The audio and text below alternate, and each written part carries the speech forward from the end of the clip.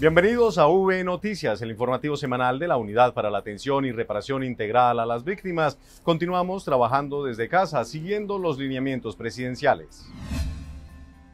La Unidad para las Víctimas conmemora el Día Nacional por la Dignidad de las Mujeres Víctimas de Violencia Sexual, con un mensaje de reconocimiento a la lucha por la sobrevivencia de las mujeres y niñas afectadas por este hecho en el marco del conflicto armado.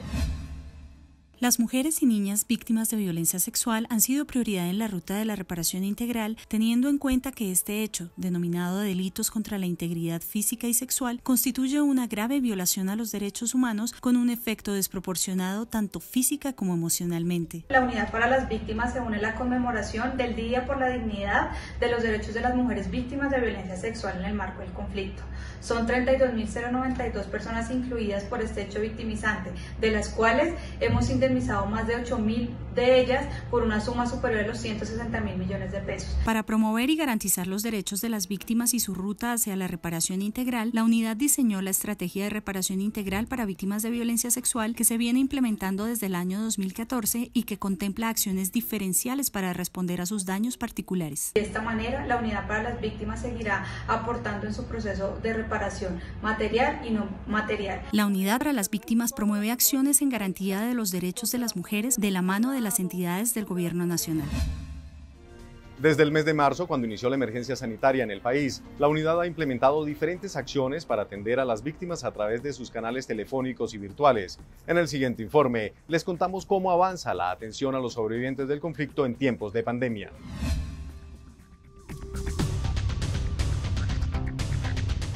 En un debate de control político en la Comisión Sexta del Senado, el director de la Unidad para las Víctimas, Ramón Alberto Rodríguez Andrade, se refirió a las acciones implementadas por la entidad para atender a los sobrevivientes del conflicto en medio de la emergencia sanitaria. El funcionario hizo referencia a los desplazamientos y confinamientos que se han presentado. La Unidad para las Víctimas sigue en todo un proceso de atención de las emergencias humanitarias. Tenemos en total son 29 emergencias humanitarias que afectan a 5.340 familias, 11.350 también personas. Estamos hablando de 5.000 familias, 11.000 personas que están afectando, de las cuales 12 se han atendido durante el aislamiento preventivo, durante la cuarentena. Además, el director también habló de los giros de atención humanitaria para hogares afectados por desplazamiento forzado.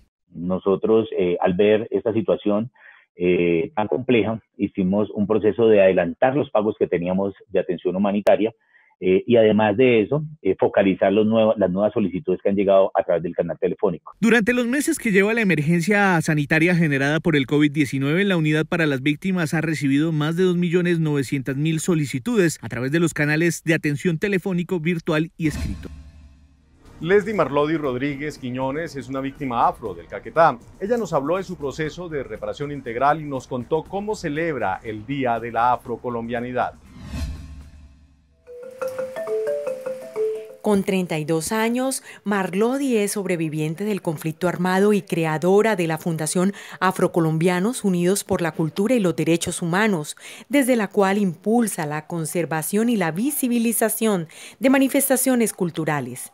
Desde Caquetá le cuenta a Colombia el significado de ser afro. Llevar un legado ancestral dentro es conservar una serie de manifestaciones culturales heredadas de nuestros ancestros africanos. Como defensora de los derechos afro, habla con propiedad de la significación del Día de la Afrocolombianidad. A partir de la Ley 725, en ese año, en el 2001, se celebraron los 150 años de la abolición de la esclavitud. La abolición de la esclavitud se declara a través de la Ley 21 del 21 de mayo de 1851.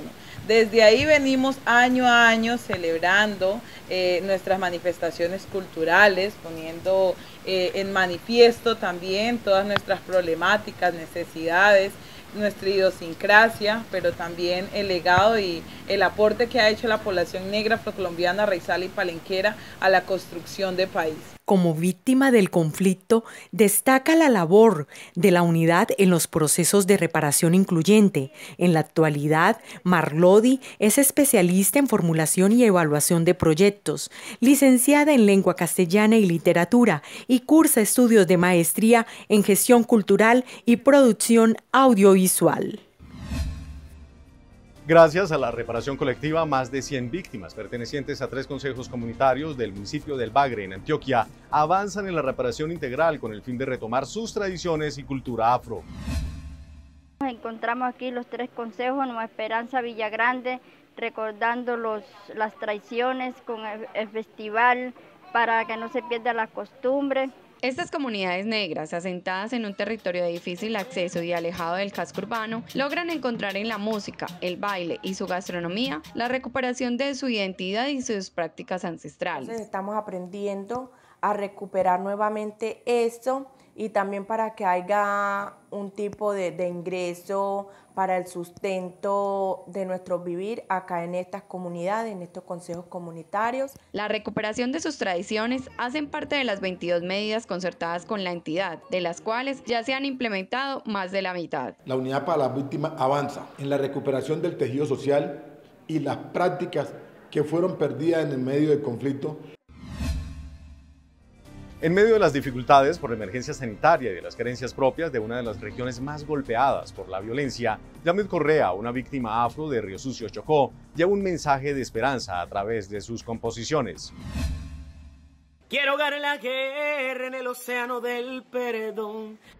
Quiero que el horror se vaya y no regrese más. Yamit Correa recibió su libreta militar en 2017 por medio de la gestión de la Unidad para las Víctimas, lo que le facilitó tramitar su pasaporte para viajar a participar en un evento de integración juvenil en México. Con su voz, quiere dejar un mensaje de esperanza en esta pandemia. Mi sueño es poder conquistar corazones para que lleguemos a cosas grandes. Yamit participa activamente en espacios religiosos como orador y cantante juvenil, llevando su carisma y entusiasmo a otros jóvenes. Lo que pocos saben es que su historia familiar estuvo marcada por el conflicto armado. La verdad pues no ha sido fácil, pero aquí estamos luchando y trabajando por los sueños.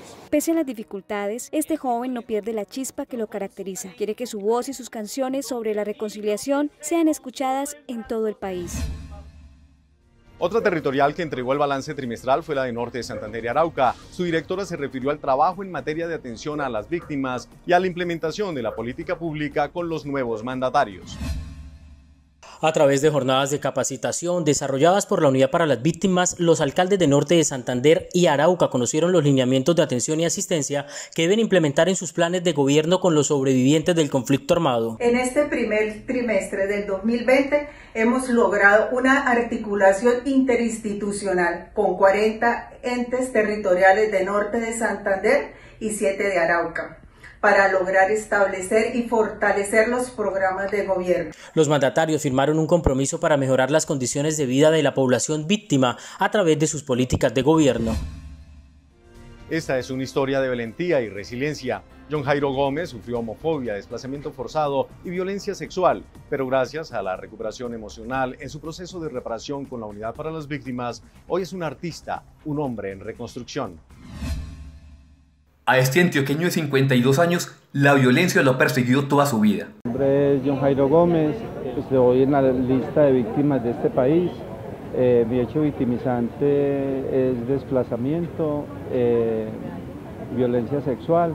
Fue testigo de la masacre de 46 personas en Segovia y ser víctima de la homofobia, el desplazamiento forzado y delitos contra la integridad sexual por grupos armados en Medellín. Por poco los llevan al suicidio. Me cobró esta célula de las FARC fue el hecho de que hubiese pertenecido a las fuerzas militares, que no aparentara ser homosexual, porque es que nunca me he sentido homosexual, yo siempre me he sentido un ser humano, una persona. Hoy sus días están llenos de color y alegría tras convertirse en artista y escritor aficionado, gracias a su resiliencia y al proceso de reparación con la Unidad para las Víctimas. Hasta aquí el informativo V Noticias. La próxima semana regresamos con el recuento de toda la actividad en la agenda noticiosa de la unidad.